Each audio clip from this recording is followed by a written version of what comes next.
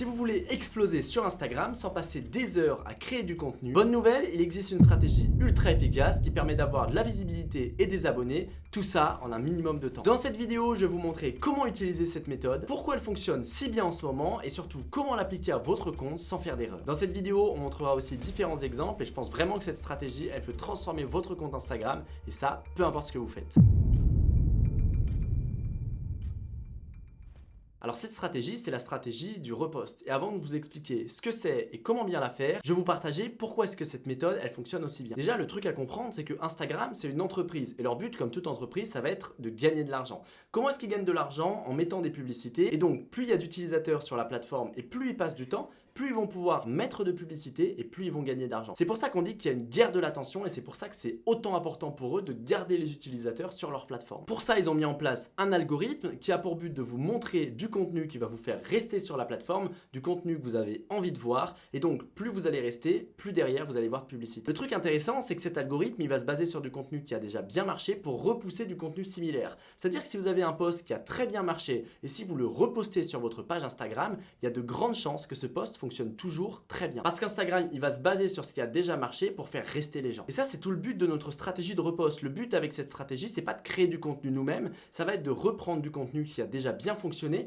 pour déjà s'assurer d'avoir du contenu qui cartonne dans sa thématique. Après, certes, créer d'autres styles de contenu, ça va être important. Il va pas falloir faire 100% de repost, mais en tout cas, en contenu d'acquisition pour vous permettre d'obtenir de la visibilité et des abonnés, c'est un truc qui fonctionne très bien et qui prend globalement très peu de temps. Pour ça, je vais vous montrer quelques exemples et vous allez voir comment vous pouvez l'appliquer pour votre compte Instagram. Le premier exemple, et ce qui se fait beaucoup, notamment avec les agences de voyage, ça va être de reprendre du contenu autour du voyage. Donc là, on le voit, on a du contenu qu'ils produisent eux-mêmes, mais on a aussi du contenu. Par exemple, là, il y a un contenu, on appelle cet endroit le Hawaï d'Europe, et quand on va dans la description, on voit juste en dessous la vidéo qu'elle est de cette personne, donc Sin Coordenadas, sur TikTok. Et on voit qu'ils ont repris cette vidéo de cette personne sur TikTok. Et en fait, ils font ça avec la majorité de leur contenu, c'est-à-dire que la majorité de leur contenu, c'est des vidéos d'autres personnes. Alors, ils ajoutent soit un peu de texte ou autre dessus.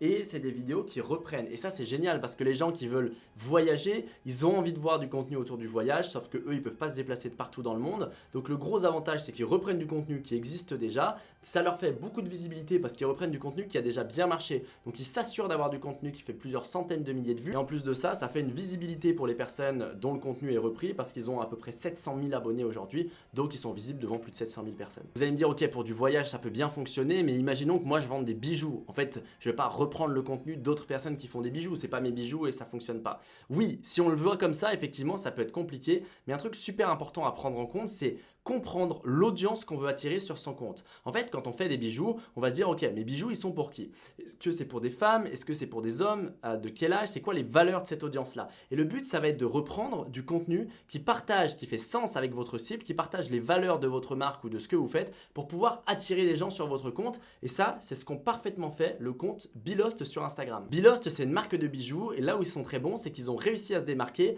en mettant tout un message fort autour de leurs bijoux. En fait, c'est pour des personnes qui sont ambitieuses, qui n'ont pas peur de sortir de leur zone de confort. Et en fait, leur communication veut attirer ce type de personnes pour par la suite les convertir avec leurs bijoux. Et quand on voit là sur leurs anciens contenus, hop, par exemple, quand on regarde juste ici, ils ont des citations d'anciennes personnes. Donc là, par exemple, ils ont une citation avec une personne qui partage un message de motivation, etc.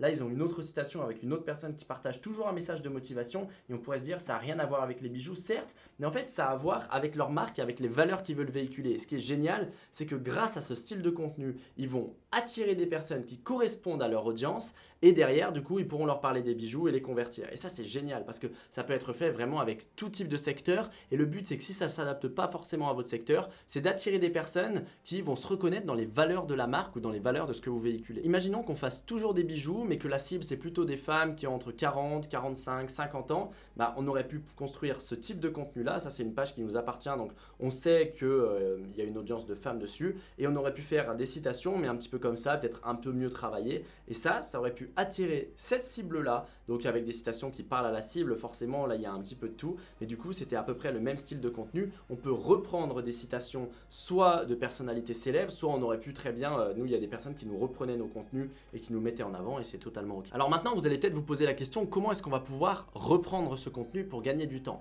Il y a trois façons de faire. La première, ça va être de reprendre sur YouTube. Par exemple, vous savez qu'il y a différents extraits que vous avez envie de reprendre. Moi sur iPhone, ce que je fais, c'est que je mets enregistrer l'écran avec le son et je reprends les extraits directement. La deuxième façon de faire, si vous voulez reprendre des Reels qui sont déjà tout faits, notamment sur Instagram, vous pouvez envoyer un message à la personne et simplement lui demander. Ou encore, vous pouvez prendre une application de repost de vidéos. Moi par exemple, j'utilise cette application qui s'appelle Video Master. Alors là, attention, ne prenez pas des sites un petit peu bizarres pour mettre un lien de vidéo et ça vous le télécharge. Faites attention de ne pas télécharger tout et n'importe quoi. Essayez de regarder les applications, de vous renseigner autour de ça en fonction de votre modèle de téléphone, si vous êtes sur Android, si vous êtes sur Apple, pour pas faire n'importe quoi, mais n'allez surtout pas sur des sites où vous mettez des liens et vous téléchargez derrière. Enfin, ça va vous mettre des virus et c'est pas terrible. Le plus simple et ce que je vous conseille, c'est quand même de rentrer en contact avec la personne pour lui demander si vous pouvez récupérer sa vidéo et la reposter. Quelques exemples avec d'autres activités. Pour un photographe de mariage, on pourrait très bien prendre des vidéos de mariage et en fait des vidéos ultra bien travaillées, ultra construites, ça nous permettrait de les reposter et ça permettrait d'attirer des personnes qui sont intéressées par le mariage. Pour un dog-sitter, on pourrait très bien prendre des vidéos de chiens, de chats, mettre ces vidéos là en repost et derrière ça attirerait des personnes intéressées par les animaux. Ou enfin pour une personne qui vend des items par exemple sur le foot, on peut très bien prendre des extraits de vidéos de foot, les meilleurs buts de Ronaldo, de Messi,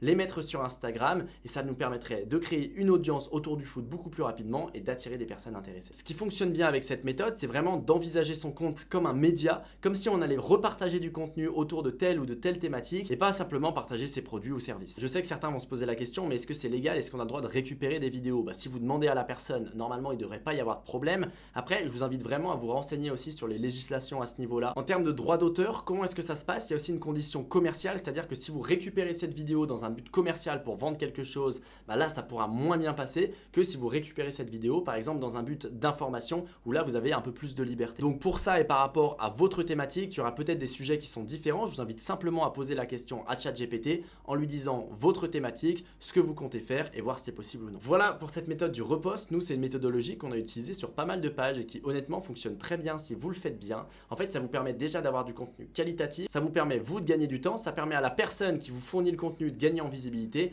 et c'est une méthodologie franchement qui cartonne parce que du coup, vous pouvez récupérer uniquement des contenus qui ont bien marché.